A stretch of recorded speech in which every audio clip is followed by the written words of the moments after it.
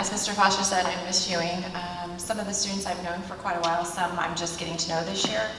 I did previously teach 10th grade English, but unfortunately the year that they were in 10th grade I did not teach English. So it's taking a while for me to get to know students.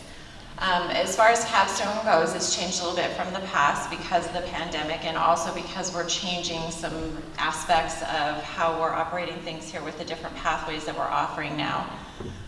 Portfolio before was actually part of the Capstone presentation. Now it's separate, as Mr. Foster said. Portfolio will be completed in their anchor advisory classes, and then you will receive an invitation when it gets closer to the time for the March time frame to sign up to come in and view your scholars presentation on that. But it does still tie to Capstone. There are things that they are doing in Capstone that are going to be placed on that portfolio as well. So the changes in Capstone this year are within the folder. You have flyers in there, you'll see, that outlines what we're doing as far as the major things, that they have the percentage of what the expectations are relative to grading. Capstone is a 1 credit course, but that 1 credit can make or break a scholar.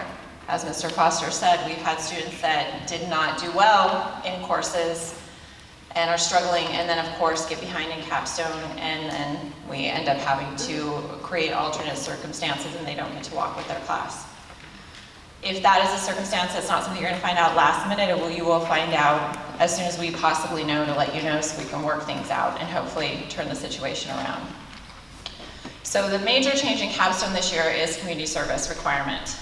They are required to do 32 hours of community service along with the project that they're doing for Capstone. And this project is something that's based on a passion, something that they enjoy doing. Something that maybe they're pursuing as a career, or something that they've been doing for a while as young people in our society.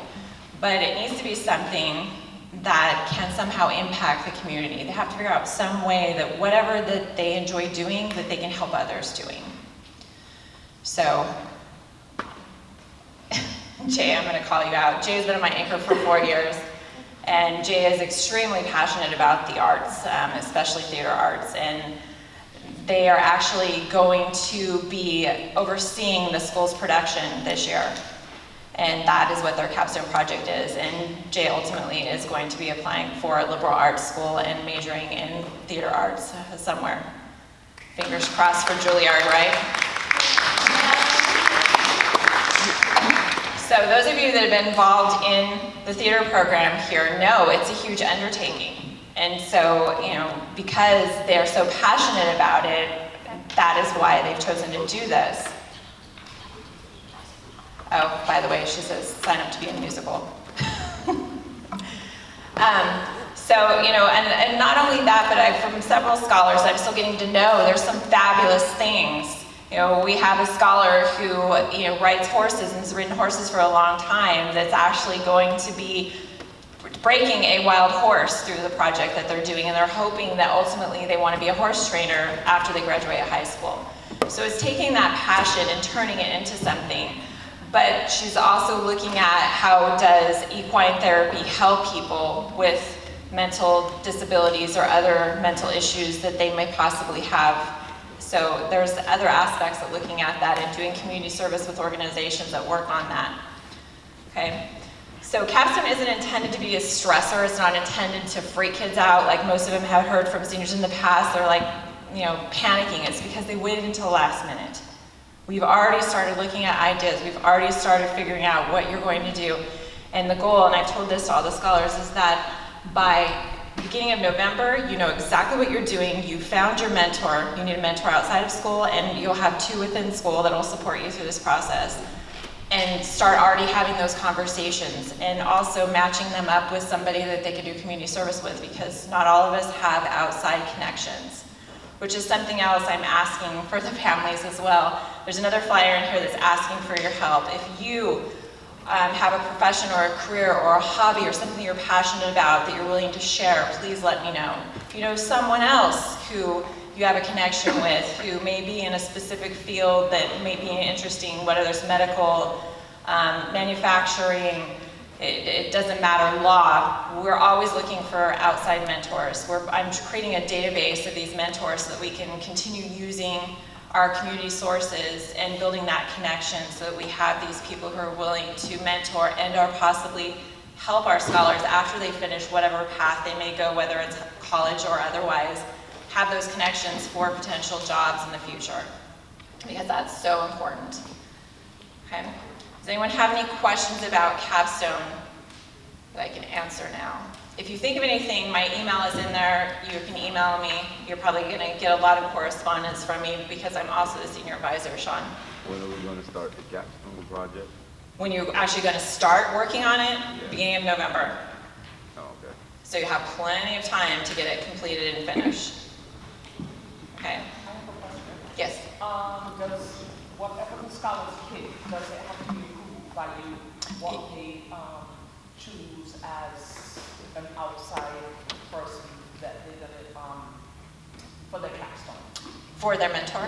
Yes. Yeah, it just it needs to be approved in a sense that I need to know who that person is, what they're doing, and I have an actual form that they will give to that person saying that they understand that these are the expectations for the scholar. So that everybody is on the same page. So that everybody is clear and understanding, because that was the other problem we've had in the past is that scholars were having a hard time focusing on passion and things that they like to do, or taking what they hope for their future career and turning it into something that they can help the community with, because there's nothing worse than being forced to do something or having spent all this time doing something then realizing you don't want to do this and it becomes more of a chore than it is something that you're passionate about. And we've had that problem in the past. So that's why we're starting earlier, getting a head start so that we really talk through about what they want to do to make sure it makes sense. And if, as they go through the process in the meeting, they decide, this really isn't what I want to do, they have an opportunity to be able to change it and still have time to complete the project. Does anyone else have any questions? So again, if you think of anything, please feel free to email me. I'm pretty good about getting back the same day unless it's been sent really late at night. I'm also the senior advisor, so you probably will be hearing a lot from me with regards to that. I can tell you, and the scholars that know her as well, the individual that's running for class president has spent a lot of time trying to plan things and do some great things for the senior class, trying to make it the best possible year, because the pandemic really kind of interrupted your normal high school experience. Okay, so I know you guys really want to do a lot of things. We need to do fundraising, obviously, for some of this stuff. So again, if families know of any fundraiser they've done in the past that's worked really well, please let me know. If you are willing to help out at all with some of these things as we progress, and we're informing you of what's going on, please let us know. Your involvement in the community is greatly appreciated and welcomed. Okay, I know they're planning a senior sunrise right now. I'm not sure when that's going to happen, but we have prom, we have, they want to do some sort of a homecoming celebration. There's the senior trip, which my understanding is the consensus is scholars want to go to New York City, which is not going to be a cheap trip. So we're going to have to do some fundraising for that.